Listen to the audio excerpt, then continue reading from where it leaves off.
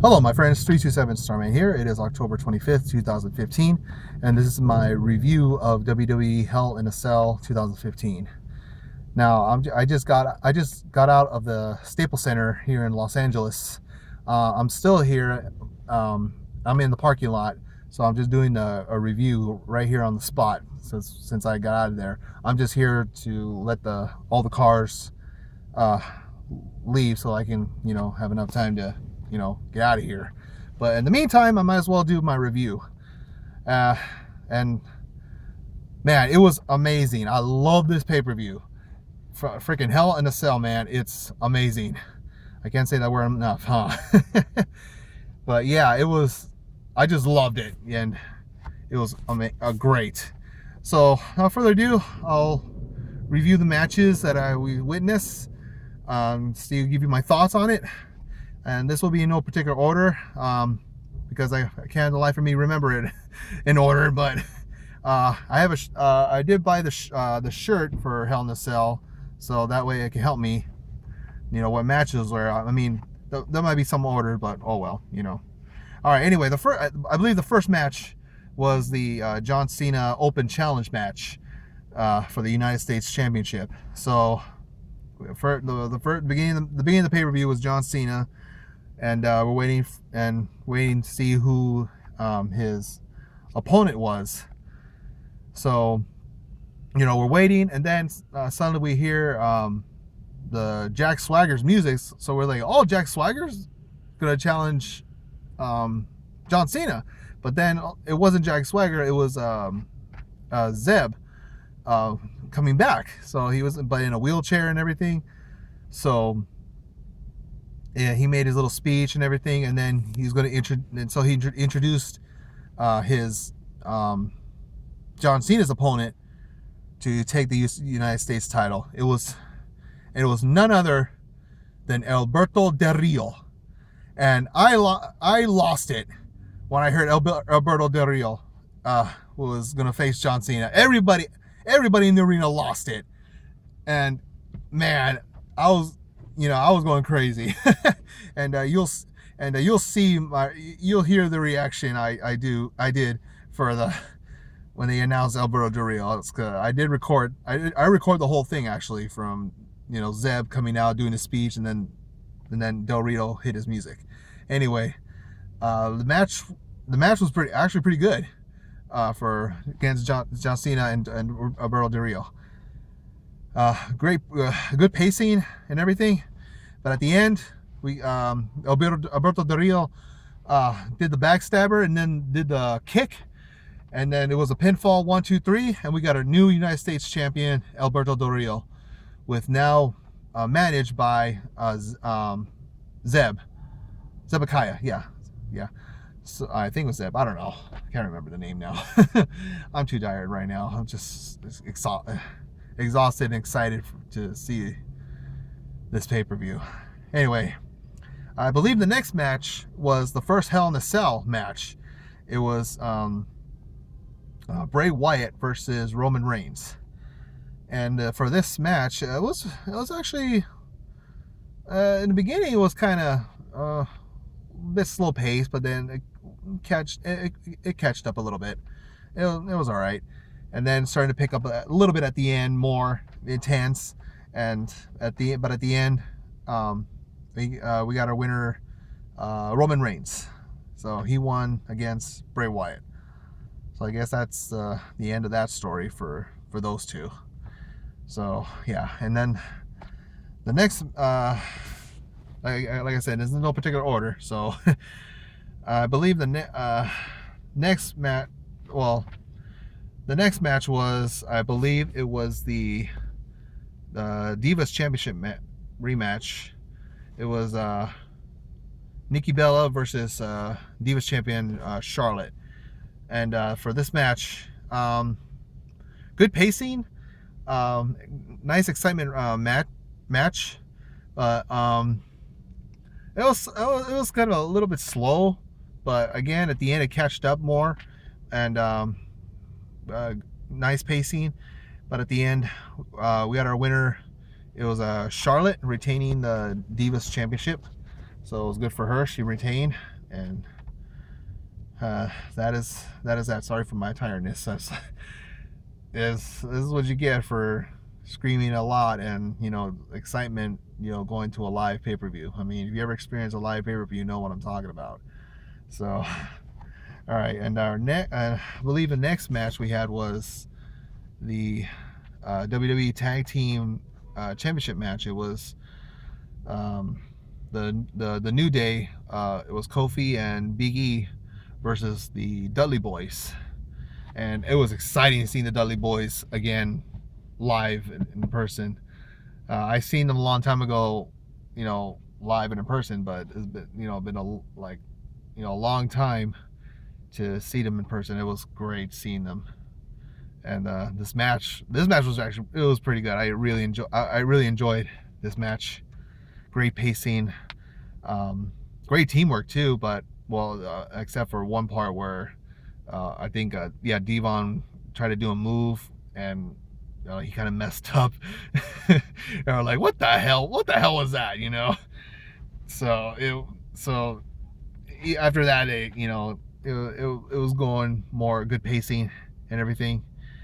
But at the end, the freaking New Day, well, actually Big E grabbed the trombone, struck Bubba Ray in the back, and then Kofi did his finishing move, the, what do you call it, Trouble in Paradise. There we go, and got the pinfall 1, 2, 3, and still your WWE Tag Team Champions, the New Day. I was like, man. It's like New Day is not catching a break, you know. It's like, come on, really? It's like it's not catching a break and all. So anyway, after this, sorry, not after this, but the next match, it was, I believe, I'm trying to remember here now. Oh yeah, the WWE World Heavyweight Championship match. It was champion Seth Rollins versus the Demon Kane, and of course in the stipulation, if Demon Kane doesn't win the title, then Corporate Kane will be relieved of his duties as the director of operations. So the match went on, and it was actually a pretty good match actually for Kane and Seth Rollins. Very good match, and great pacing and all, and great athletics from Seth Rollins. Kane also great in the match too, helping with Seth Rollins, and also amazing, great match. Nothing to complain here. I really enjoyed it. I really focused watching this match. It was great. But at the end, we got Seth Rollins. I believe he did the pedigree, and he pinned Kane 1, 2, 3, and still your WWE World Heavyweight Champion Seth Rollins. So, and then of course Kane lost, so he's no longer the director of operations. So we'll find out what's going to happen on Raw tomorrow. All right, so I believe the next match was the WWE Intercontinental Championship match. It was Ryback versus Kevin Owens. Now this match was, you know, for me it was fast paced in the beginning. Oh, it was very good pacing match, and it was it got a little bit slow at times, but it was really, it picked up a lot. It was a very good match, and both competitors did great in the ring, and but at the end we got what was it? Oh yeah, man, I can't remember his name now. Kevin Owens did his pump up powerbomb on Ryback and pinned him 1, 2, 3, and still your WWE Intercontinental Champion um, Kevin Owens. So yeah, that's the end of that match. And then finally we get our main event. It was, of course, the main event, the last Hell in a Cell match, the Brock Lesnar with Paul Heyman versus The Undertaker. And it was great seeing The Undertaker again a lot in person. The atmosphere, the adrenaline was going, and everybody in the crowd was doing the same thing. It was great seeing Undertaker in person, and then going, doing his entrance and all that stuff. And then the bell rang, and they started getting on. Brock Lesnar and Undertaker. It was the final chapter, they say. So in this match, it was brutal. It was brutal match. Both competitors actually got busted open, and it was it was hard knocks, from my view. So it's my review, so it's my opinion. Great pacing, little bit, well, yeah, I guess great, yeah, good pacing, and then later it slowed down a bit, but then later it got picked up again. And of course, finally got Brock Lesnar doing his Suplex City stuff, and then of course Undertaker did his choke slam. He did his Hell's Gate too, but Brock Lesnar actually kicked out of that. Well, get out of that. And then we at the actually Undertaker did his tombstone, did a tombstone on Brock Lesnar, but kicked out. And of course, and then at one point, the mat was had a tear in it, and so you see Brock Lesnar tearing out the mat and taking off some of the padding, and left the wood exposed in the ring. So excuse me, and it was that was something new. It was like, oh, this is getting brutal, more brutal now.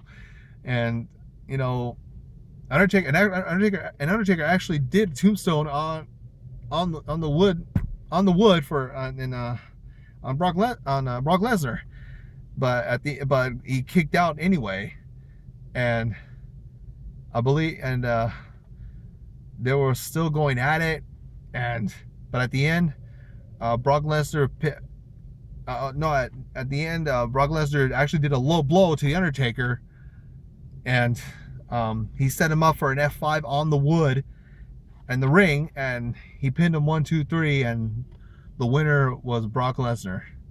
So it was a great match, amazing match. Actually, it was amazing. I loved it.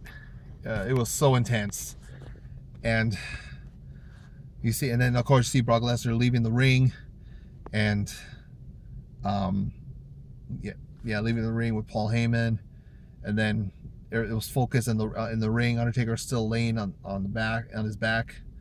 He was slowly getting up, and you hear the cheers. Thank you, Taker. They're applauding. Mad respect for the Undertaker, and of course, Undertaker was gonna do his his signature. Raise his hand and everything, but as soon as he did that, the lights turned off. And then all of a sudden, here comes the Wyatt family, all 4 of them. And they came to the ring, they surrounded the ring, and then they attacked the Undertaker for some reason. And they all got their shots in, and at one point they knocked him, I think they knocked him out, and then the Wyatt family carried the Undertaker out of the ring and into the back. So seeing, we're like, what? What the hell? What's the explanation on this? But what I'm thinking is, well, during the pay-per-view they were showing the promo for Survivor Series, and this Survivor Series will be the 25th anniversary of the Undertaker. debuting in WWE. It was in Survivor Series. So this year will be the 25th anniversary for Undertaker in WWE.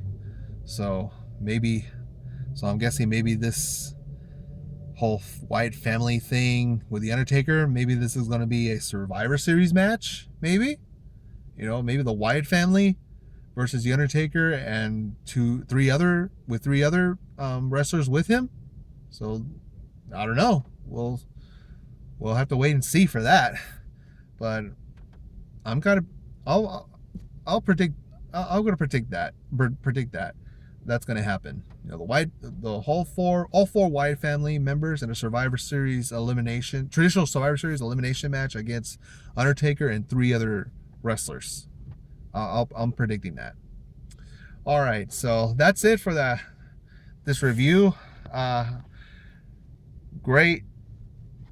I'm gonna give this 2 grades.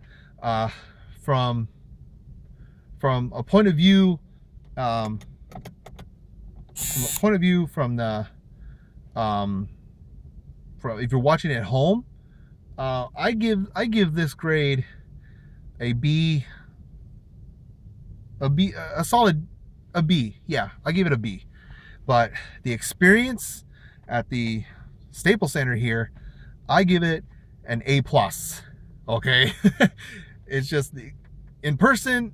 When you're in a live event, no matter if it's a pay-per-view, Raw, SmackDown, whatever. Yeah, I'm giving it an A+. So that's my take on it. So yeah, that's it for this review. For the WWE Hell in a Cell 2015, and as always, leave a comment on the bottom of this video to let me know your thoughts of this pay-per-view. If you think it was good, bad, it was okay, it was great, amazing, give me your thoughts on it, and we'll go from there. All right, so I think I'm gonna get out of here now. I think the traffic is died down a bit, so I can get out of here quicker. All right, so, and as always, if you like this video or any of my videos on my channel, go ahead, hit that subscribe button if you like. Share, like, and comment on this video and my past videos as well. And as always, this is 327 Starman, and you guys have a wonderful day.